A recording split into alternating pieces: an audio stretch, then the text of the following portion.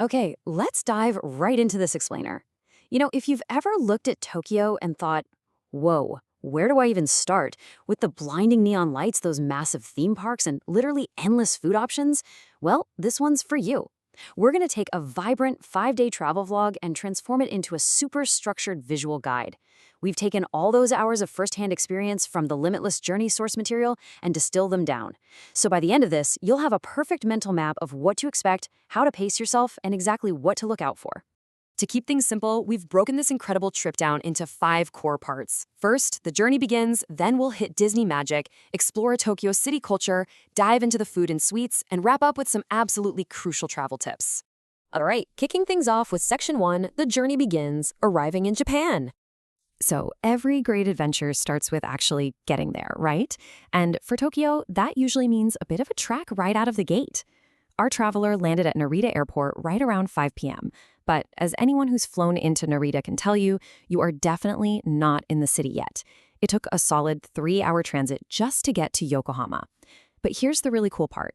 Picture that immense, bone-deep exhaustion of international travel, navigating the sprawling Japanese transit system, and then boom, you're met with this incredibly warm welcome. The traveler was greeted by a friend holding delicious homemade hushure, which is a traditional meat pastry. It just perfectly captures that universal travel truth, doesn't it? The pure comfort of a familiar, home-cooked meal after a grueling day on the road. It totally grounded them before the real high-energy adventure kicked off the very next morning. Moving right along to Section 2, Disney Magic and how to tackle 2 parks with one solid strategy. Okay, so Tokyo actually boasts 2 massive Disney parks. And if you have to choose between them, this breakdown is a real game changer. Disney Sea? That one is decidedly geared towards adults and an older crowd. It has this fantastic international vibe, gorgeous scenic water views where you can literally take boat rides, and the food heavily leans into European stuff like pizza and pasta. Actually, the source even noted how impeccably dressed the Japanese girls were there, literally fixing their hair and makeup in the queue mirrors. It's wild. Now, on the flip side, you've got Disneyland. This is your classic magical fairy tale experience. It's heavily focused on kids under 10, complete with the iconic castles and those legendary parades. And speaking of parades, during the intense summer heat, Disneyland puts on these special water splashing parades just to cool the crowds down. I mean, that is just pure, thoughtful magic. But here's the million-dollar question. How do you survive these gigantic parks without completely burning out? Well, the secret is pacing. The traveler's routine here is honestly a masterclass in theme park survival. They woke up at dawn for a 6 a.m. hot spring session at their hotel just to prep their muscles. They didn't even rush the gates. They got to the park at 11 a.m. But here's the absolute lifesaver, the 3 p.m. hotel rest. Leaving the park mid-afternoon to recharge back in the room was essential for surviving all that walking. After a solid nap, they could head back out in the evening for the spectacular night shows. Seriously, treat it like a marathon, not a sprint. All right, on to Section 3, Tokyo city culture, exploring the districts. Tokyo isn't just one monolithic city. It's like a massive puzzle made of distinct districts, and each one has a totally different flavor. Take Asakusa. You've got the gorgeous, ancient Sensoji temple, just steeped in history. Then you hop over to Akihabara, and wow, it is an absolute sensory overload of arcades, toy stores, and claw machines everywhere. For that iconic, chaotic urban energy, you've got to see the massive scramble crossing in Shibuya. The traveler noted you absolutely have to walk across it at least once. And then, for a complete 180, there's Unio Park. The quiet, tradition-steeped tranquility there is amazing. Taking a morning walk through Uno's traditional museums and just observing how beautifully the culture is preserved was a major highlight of the trip. It's exactly this crazy dynamic range that makes Tokyo so uniquely captivating. As the traveler was navigating all these wildly different districts, a huge overarching theme really started to emerge, and it's this. Everything in Japan is genuinely designed with the person in mind. This is a massive takeaway.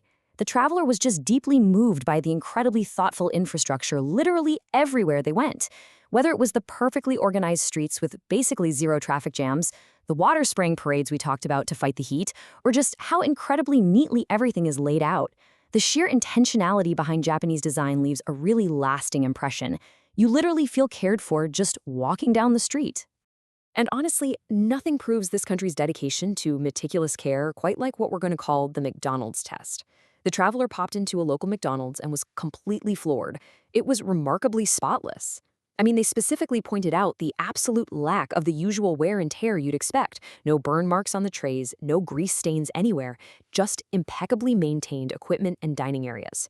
When even a global fast food chain operates with that level of pristine cleanliness, yeah, you know you're in a culture that deeply, deeply values order and respect for shared spaces.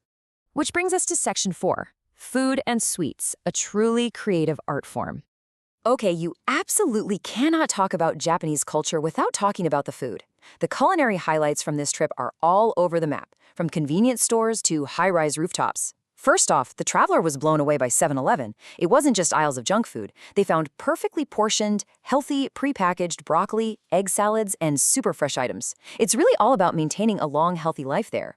Then, elevated way up above the city on a Shibuya rooftop, they grabbed surprisingly affordable matcha smoothies and nachos. Down on the streets, pure joy. We're talking iconic, must-eat hot crepes and those intricately shaped ice creams at Disney. Oh, and the sources even mentioned finding incredibly high-quality kangaroo steak. The sheer diversity, the presentation, the value of every single meal, whether it's from a convenience store or a high-end grill, is just mind-blowing.